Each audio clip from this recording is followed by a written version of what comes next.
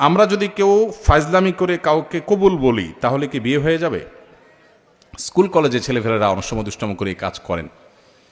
দেখুন, সালাতুন জিদ্দুহুন্না জিদ্দুন ওয়া হাজলুহুন্না জিদ্দুন। নবী সাল্লাল্লাহু আলাইহি ওয়াসাল্লাম বলেছেন তিনটা কাজ হাসতে হাসতে করলে যা হবে সিরিয়াসলি করলেও তা হবে। এর ভিতরে একটা হলো বিয়ে। যদি দুইজন সাক্ষীর উপস্থিতিতে, অ্যাডাল্ট দুজন সাক্ষীর উপস্থিতিতে এই কাম করে থাকেন, উভয়ে হাসাহাসি করেছেন, আর নিজেরা শিশু না হন, আপনারাও অ্যাডাল্ট হন, তাহলে হানাফি মাযহাবের মাসআলা অনুযায়ী বিয়ে হয়ে যাবে। বলবেন হুজুর মোহরটা ঠিক করি নাই। মোহর অটোমেটিক সেট হয়ে যাবে, কিন্তু বিয়ে হয়ে যাবে। খুব জটিল। এখন অনেক সময় আমরা ফাজলামি করি।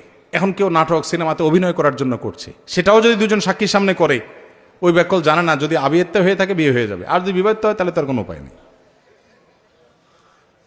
তো শরীয়তের এই মাসালাগুলো নিয়ে তামাশা করা যাবে না, এগুলো সিরিয়াস ইস্যু।